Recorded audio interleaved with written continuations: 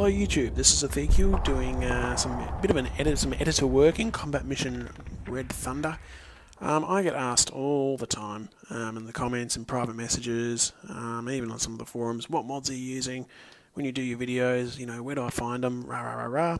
So I thought this time I would answer some of those questions and at the same time basically do a bit of a mod showcase so far for Red Thunder. So Red Thunder's been out for what, a few weeks now, and basically there's already 1,000,001 mods appearing on the usual websites. And I always mod my games quite heavily. One thing to be aware of is usually those mods involve lots and lots of more detailed textures, so more computer-intensive textures probably is the best way to describe it. And so you may, I repeat, you may find a little bit of a hit to your performance. So just double check your graphics card and keep settings all good. So what I've already downloaded quite a few, as you can see, and the first one is for the Soviets. I thought the green icons as standard didn't really fit. Basically, I mean, you think Americans, possibly British, with the green icons, but a nice red icon for the Soviets I thought was more appropriate.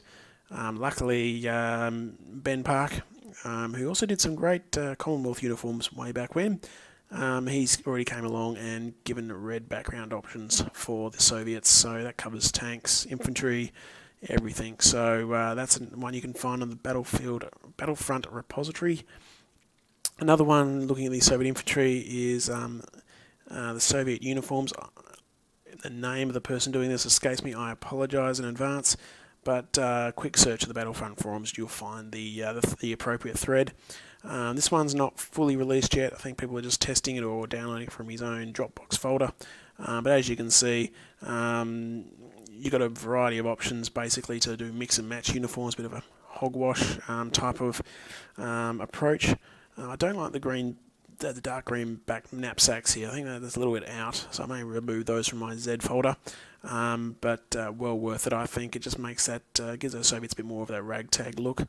I'm not a big history buff on the East Front. I don't know a lot about it compared to the West and the Mediterranean. So if this was a little bit out of sync for this time period, maybe the Soviets had better, more universal uniforms and that, let me know, but I do like that. I think the weapons are also being modded a little bit darker as well as some Soviet officer uniforms, like this guy down here. Here we go. He's a battalion commander, so there you go. So senior officers get their smocks and all that. So that's another good one. Moving over to the vehicles. Needless to say, you think vehicles, you think combat mission modding, you think Fuser or Aristotle, depending on which name he's using. Every time he releases something, there is people grovelling at his feet. Well worth it, I think. All my combat mission previous videos have his work in them.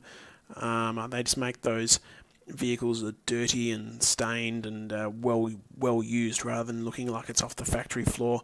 A real talent that I think everybody in the combat mission community bows down to. He also has recently done faces, so there's Soviet faces with the dirt and grime on it. There's also some options for wounded faces. I don't use all the wounded ones. One with the bandages and I don't use, but if they've got the scars, and that's fine. So yeah, he pumps them out really quickly. I don't know, he must be a retired millionaire. That's what I reckon he is. Anyway, but he pumps them out really quick. So you've got T-34s here. Sorry, and the one that just came out recently, the IS-2. Or Joseph Stalin tank. Even the little tankettes are all done already. And all the decals as well, a bit of character. I don't use the decal options on the other things, but I think they're just stock standard this time. But it's looking really, really nice. He has also done his version of the terrain mod. It's not as significant as the one in Battle for Normandy. If you remember, Battle for Normandy, the default textures there are a little bit more, how do I put this, pastely. Everyone went, and immediately the desaturation mods came about. And then the arrows came along and did his high definition terrain mod, and I think that's a stock standard staple for me. All my missions, I think all the way back to the first one I recorded, has his terrain mod included. So that's a must-have, and especially his water effects here. The water just looks absolutely gorgeous with this mod. Really suits the scene. He doesn't do, I think, like the buildings and fences. I don't think. It's more the actual terrain tiles themselves here, like the rocks and that. Is there any? I do know his marshes. I love his marshes for some reason. Just maybe I just like mud. I don't know. But his marshes, especially, I think, really great, and they also blend really well together. So yeah, no one's actually modded the horses yet. I don't think the dead horses and dead cows. So I'm waiting for that to appear. While we're talking about terrain, I'm assuming he's a new guy. I haven't seen the name before Red Thunder was released. Kismo, I think I'm mispronouncing that. He is starting to go through all the buildings and also all the doodads, such as, let's have a look here. Yeah, I think he's already started doing these little reeds. I know he's done the flowers. Where's some flowers? Just quickly, I'll probably pick the only map in this collection without flowers. What do you reckon? But anyway, he's started this. He's pumping things out on a really regular basis. It's individual little files, and I think he said he's going to merge them together when he's done, which I think is still going to be a while away. Let's have a look.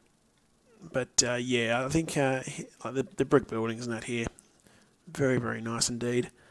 He's gone through some of the commercial buildings, some of the roofs and that for the modular stuff, and also the wooden barns. A lot of the barns and light buildings are also been done already, so that's another good one. I do know, I think it's Juju, long time combat mission person. He's going through and doing a lot. Oh, my frame rate has completely collapsed there for a second. He's already done a lot of the footbridges. I think there's a footbridge in this one. Yeah, I think that's his footbridge, I think. So he's doing footbridges and also foxholes and that. Aris also did his own, Aris or Fusa, I should say, same guy. He's also done some foxhole work. The other thing, what's the other thing I was going to mention? I forgot completely. Oh, of course. It's not just what you see here that is modded. The whole thing, the look of it can be modded. One that is modded in all my games, and that is Juju's UI. He hasn't done one for Fortress Italy, but I think someone else came along and did like a make-up one for Fortress Italy. But he changes everything here. I like the default portrait, so I don't use those. But everything here has been changed: the colour, the background, the theme. The main thing I like about this, it's got coloured silhouettes and also coloured weapons and the like, rather than just the stock standard green. Ignore those silhouettes just for a second. So if you're looking for something that's a bit more colourful, for me it's also a lot more easy to look at. And what I mean by that is it's easier for me to recognise an MG42 that's coloured than just the green outline. It's always that extra second that it takes, so it's easier in that way to use, I find. All the way down here as well, and also the compass, I believe. So a must-have in my book, and I think a lot of people also think that.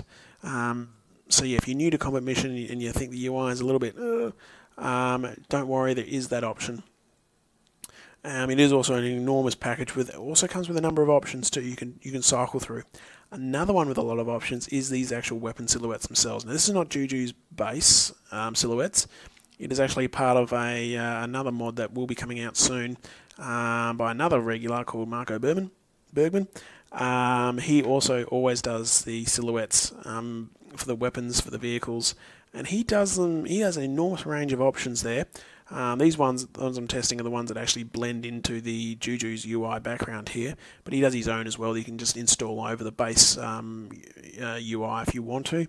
But anyway, what he does, he actually adds things like all the information for the weapons in this, and the base game not there. Things like the effective ranges of the weapons.